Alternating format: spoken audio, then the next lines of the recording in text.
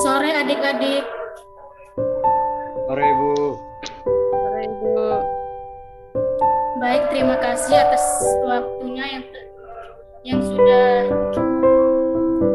bergabung di Zoom kita pada sore hari ini. Pada pertemuan kita sore hari ini, kita akan melaksanakan kegiatan bimbingan kelompok. Tapi sebelum kita memulai kegiatan kita pada sore hari ini, alangkah baiknya kita berdoa terlebih dahulu. Mungkin adik-adik salah satu dari adik dapat memimpin kita dalam doa.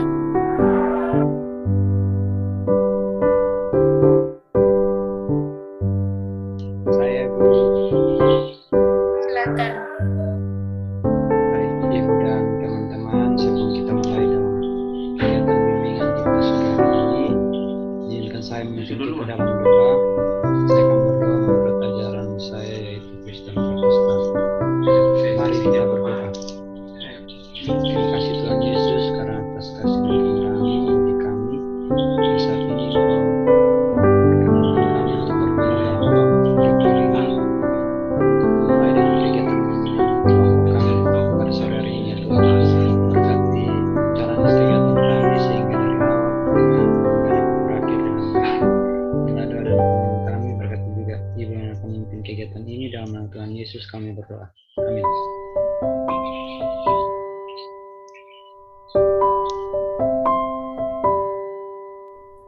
Baik, terima kasih untuk sudah mengangkat kita dalam doa.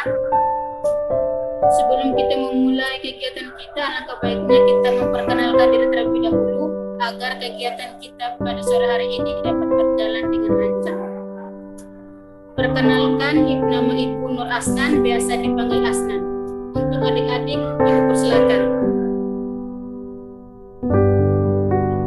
Nama saya Saferis Boto, biasa dipanggil Safer.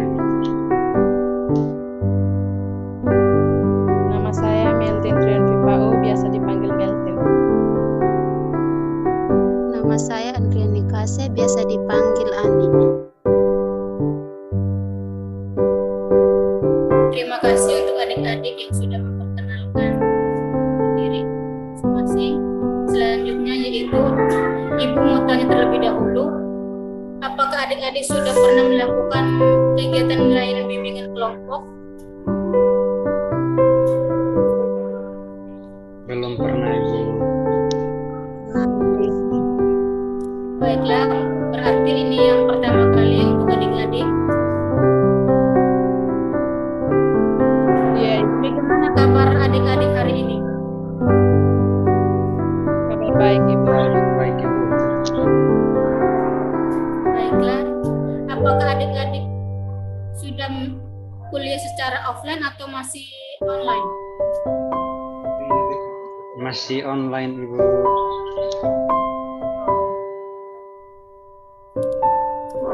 Baiklah, kita langsung saja ya dalam kegiatan kita. Di sini Ibu akan menerangkan suatu topik kepada adik-adik, yaitu bersikap tanggung jawab. Dalam kegiatan kita pada hari ini, tujuan yang akan kita capai yaitu adik-adik mampu menjelaskan apa itu pengertian dari bersikap tanggung jawab. Tujuan yang kedua yaitu adik-adik mampu memahami ciri-ciri dari bersikap tanggung jawab. Tujuan yang ketiga yaitu adik-adik dapat mengetahui jenis-jenis apa saja dari bersikap tanggung jawab. Dan tujuan yang terakhir yaitu adik-adik mampu menerapkan bersikap tanggung jawab di dalam masyarakat atau kehidupan adik-adik sehari-hari. Baik, kita langsung ke topik kita pada sore hari ini. Mungkin oke. Di sini Ibu akan membawakan sebuah materi yaitu bersikap tanggung jawab. Ibu mau tanya dulu ke adik-adik. Adik-adik tahu tidak bersikap tanggung jawab itu artinya apa? Mungkin adik-adik dapat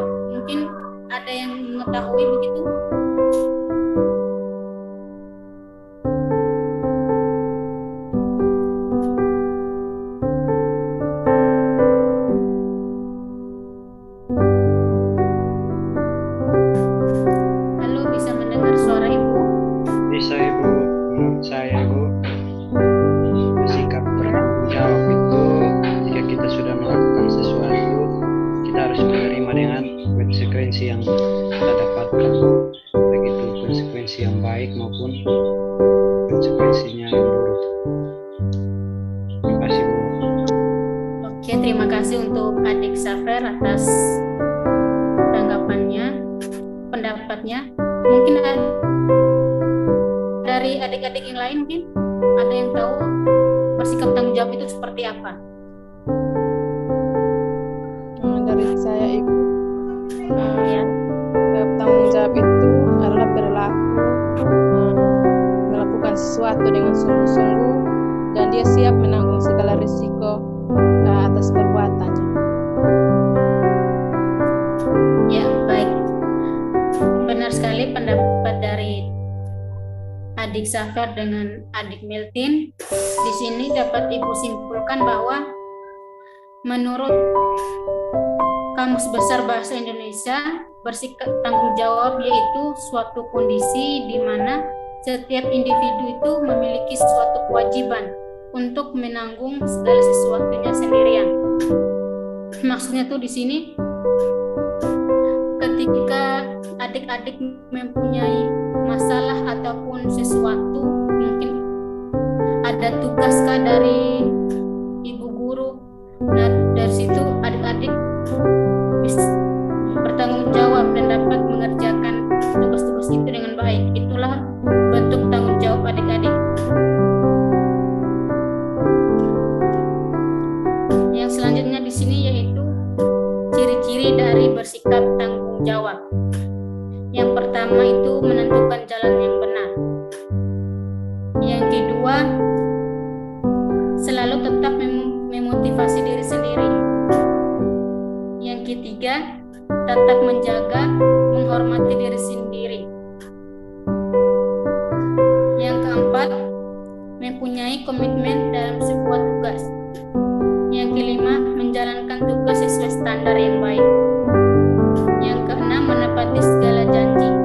Dan yang ketujuh, memiliki keberanian guna menanggung segala resiko yang diperbuatnya.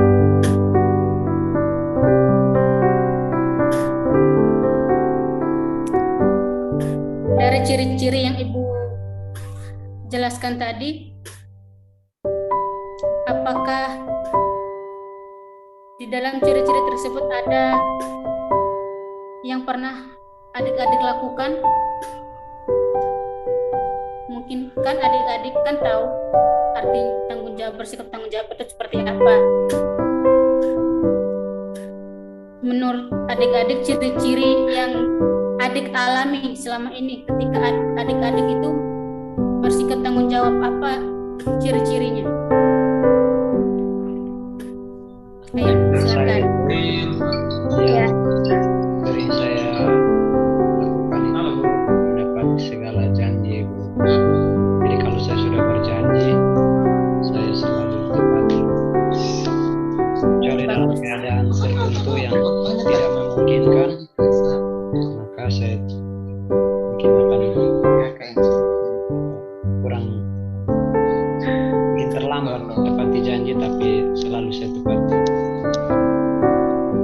Ya begitu ya, harus ya.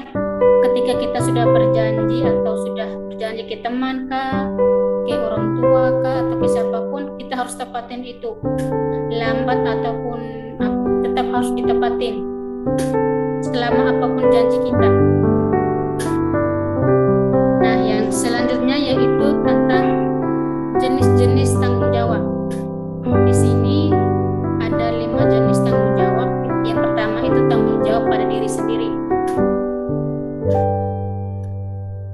Yang kedua itu tanggung jawab pada keluarga. Yang ketiga tanggung jawab kepada masyarakat. Yang keempat tanggung jawab kepada Tuhan. Dan yang kelima itu tanggung jawab kepada bangsa dan negara. Ibu mau tanya dulu kepada adik-adik, kalau contoh dari tanggung jawab pada diri sendiri itu seperti apa? Mungkin ada yang tahu? Ayo silakan berpendapat.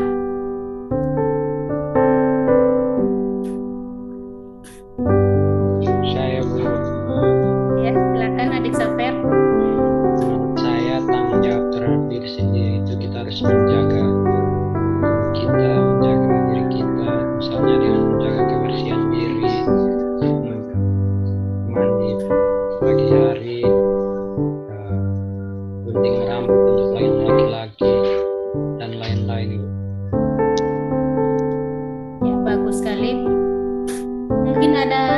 adik-adik yang lain mungkin contoh dari misalnya contoh bertanggung jawab pada diri sendiri atau keluarga mungkin atau juga pada masyarakat. Contoh bentuk tanggung jawabnya itu seperti apa? Ayo adik-adik yang lain mungkin bisa dapat berpendapat. Dari saya itu tanggung jawab ini pada diri sendiri itu menjaga kesehatan diri sendiri, menjaga keamanan sehingga tidak terjadi hal-hal yang membahayakan. Ya, baik, terima kasih ya pendapatnya dari adik Zafar dan adik Meltin. Benar sekali, kalau tanggung jawab pada diri sendiri itu yaitu kita mampu bertanggung jawab pada kesehatan diri kita, tentang kebersihan diri kita sendiri. Kalau misalnya kalau kita tidak bertanggung jawab, siapa lagi kan yang mau bertanggung jawab? Kalau yang kedua itu tanggung jawab pada keluarga. Di sini Ibu mau memberikan contoh. Kalau contoh dari sikap bertanggung jawab pada keluarga itu, ketika orang tua ataupun adik atau kakak menyuruh kita untuk membeli sesuatu, kita harus ikuti dan kita harus ikuti apa yang mereka katakan. Itu adalah bentuk tanggung jawab kepada keluarga. Dan juga contohnya itu seperti ketika adik-adik nanti sudah mempunyai pekerjaan, nah itu kewajiban adik-adik untuk memberikan sedikit rezeki adik-adik untuk keluarga adik-adik. Itu adalah bentuk tanggung jawab yang adik-adik lakukan kepada keluarga. Yang ketiga itu tanggung jawab kepada masyarakat. Mungkin adik-adik ada yang tahu mungkin contoh dari bentuk tanggung jawab pada masyarakat itu seperti apa?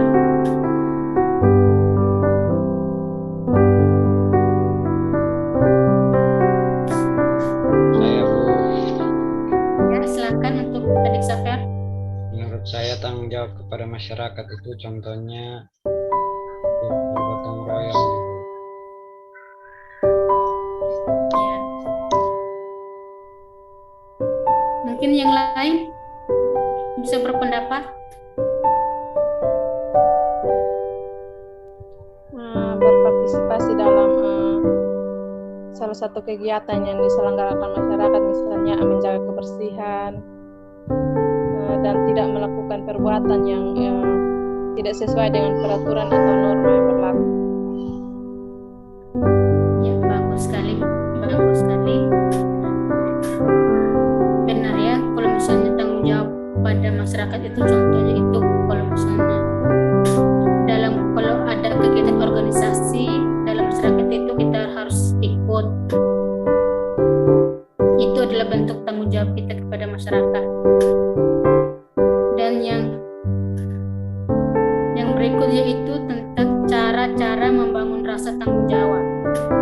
Di sini ada 5 cara untuk membangun rasa tanggung jawab. Yang pertama itu menghentikan kebiasaan mengeluh. Nah, di sini siapa yang sering mengeluh? Entah mengeluh apapun itu. Pasti ya. Kalau misalnya tugas sudah banyak itu pasti dah mengeluh itu.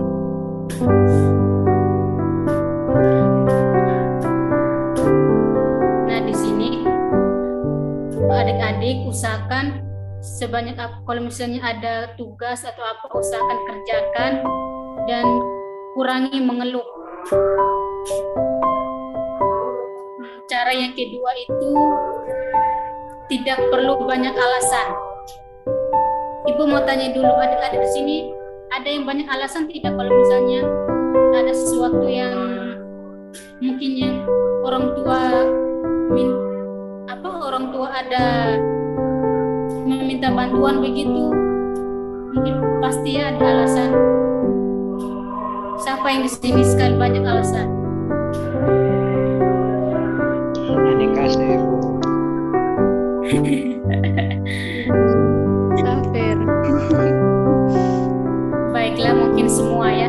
Ibu juga kadang-kadang banyak alasan. Tapi intinya dikurangi. Cara yang ketiga itu jangan menunda-nunda pekerjaan. Nah, di sini siapa yang sering menunda-nunda pekerjaan?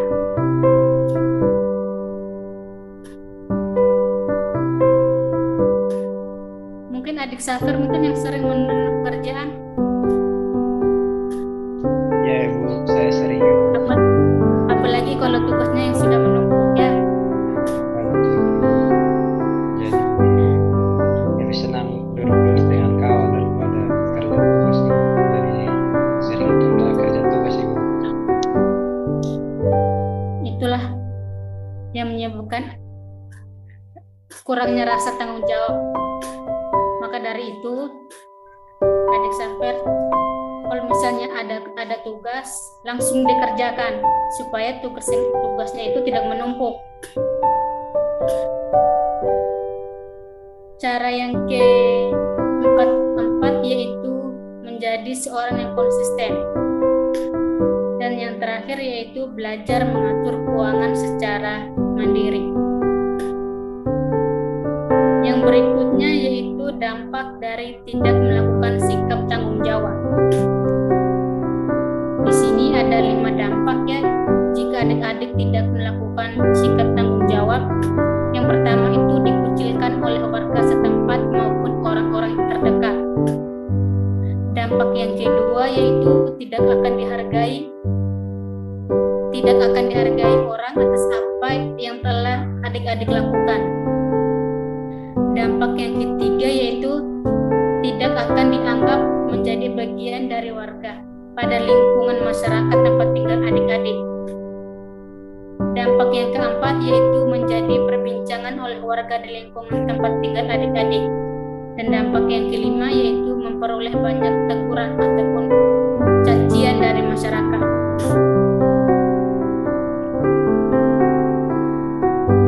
Yang berikutnya yaitu manfaat dari sikap bertanggung jawab.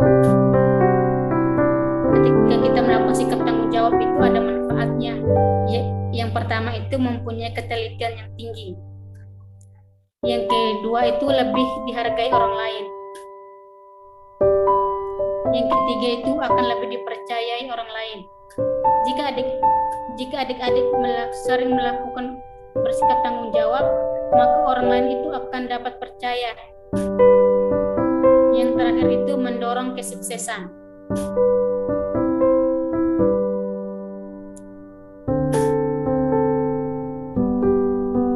Mungkin itu saja materi yang dapat Ibu sampaikan pada kegiatan kita sore hari ini. Ibu mau tanya dulu. Tadi kan adik-adik sudah mendengarkan materinya tentang bersikap tanggung jawab itu seperti apa, ciri-cirinya, jenis-jenis dari bersikap tanggung jawab, dan manfaatnya. Ibu mau tanya, contoh dari bersikap tanggung jawab yang sudah adik-adik lakukan itu seperti apa? Ayo mungkin bisa pengalaman-pengalaman adik-adik.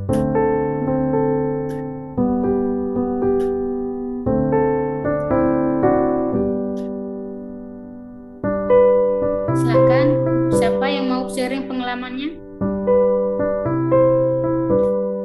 Saya Bu. Ya, silakan adik Safir. Baik, terima kasih. Seperti yang tadi sudah saya sebutkan, jadi saya sering menepati janji itu sikap tanggung jawab yang sering saya lakukan. Jika saya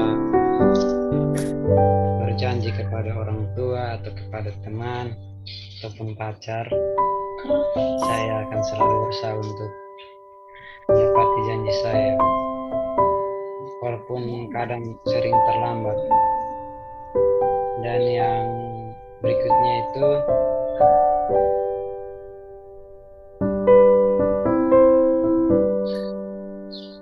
saya selalu punya keberanian untuk menanggung resiko jika ada kesalahan yang saya perbuat. Contohnya itu ketika saya tidak kerja tugas, maka saya bisa menanggung resiko yaitu tidak mendapatkan nilai. Ya, terima kasih atas pengalaman adik Safir. Mungkin ada yang lain mungkin yang bisa sharing pengalamannya yang pernah dilakukan.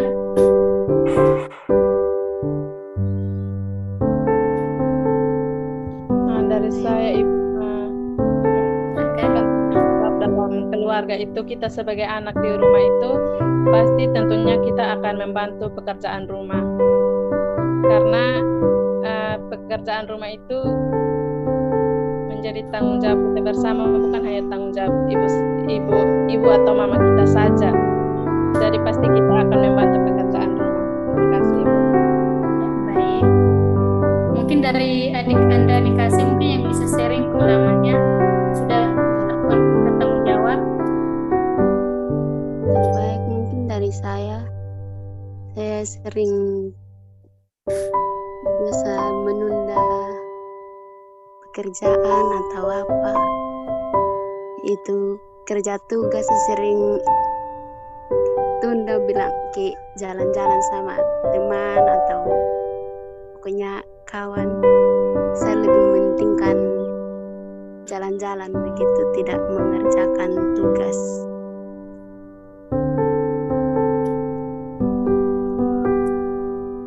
Baiklah, terima kasih untuk adik-adik yang sudah sharing pengalaman tentang bersikap tanggung jawab. Di sini Ibu meminta mungkin perwakilan dari adik-adik mungkin dapat menyimpulkan materi kita pada sore hari ini agar bisa dengan jelas. Ayo, siapa yang bisa memberikan kesimpulan?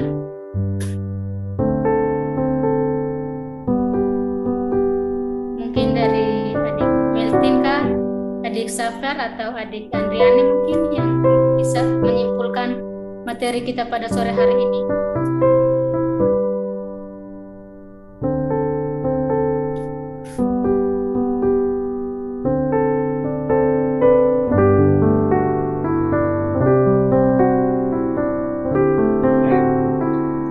Ya, silakan adik Safar. Jadi kesimpulan yang saya dapatkan dari materi hari ini yaitu sikap tanggung jawab adalah kondisi di mana seseorang harus menanggung segala risiko yang dia peroleh dari keputusan yang dia dapat dia ambil, dan juga tanggung jawab, bentuk-bentuk tanggung jawab itu ada 5. Yang pertama, tanggung jawab pada diri sendiri, kepada keluarga, kepada masyarakat, kepada Tuhan, dan tanggung jawab kepada bangsa dan negara. Dari saya sekian, itu saja. Baik, terima kasih untuk adik Safar yang sudah menyimpulkan materi kita pada sore hari ini. Mungkin itu saja yang dapat Ibu sampaikan pada pertemuan kita pada sore hari ini. Yang selanjutnya yaitu Ibu ingin menyampaikan sedikit dulu, yaitu informasi tentang lembar evaluasi, lembar hasil, dan lembar kerja peserta didik atau singkat LKPD. Di sini Ibu membuat ada beberapa pernyataan dan pertanyaan yang bertujuan untuk adik-adik dapat mengisinya. Nanti Ibu akan kirimkan link Google Form di grup WhatsApp. Nanti adik-adik dapat mengisinya di link tersebut. Di dalam link tersebut, adik-adik diminta untuk mengisi identitas adik-adik beserta ada beberapa pertanyaan dan pernyataan yang mungkin bisa dijawab oleh adik-adik. Baik, itu saja yang dapat Ibu sampaikan pada pertemuan kita sore hari ini. Untuk menutup kegiatan kita, mungkin adik Miltin dapat memimpin kita dalam doa penutup. Baik Ibu. Sebelum kita menutup bimbingan kelompok ini, izinkanlah saya membawa doa ini menurut ajaran dan kepercayaan saya, yaitu Kristen Protestan. Mari kita semua berdoa. Terima kasih Bapa, terima kasih Tuhan Yesus karena Engkau awal, pertengahan, hingga boleh berakhirnya dengan baik ya Bapa. Semoga apa yang kami dapat hari ini boleh kami pakai dalam kehidupan kami hari lepas hari. Terima kasih. Amin. Terima kasih untuk adik Melton yang sudah memimpin kita dalam doa. Dan terima kasih juga untuk adik-adik semua yang sudah berpartisipasi aktif dalam kegiatan kita pada sore hari ini. Kurang dan lebihnya Ibu mohon maaf yang sebesar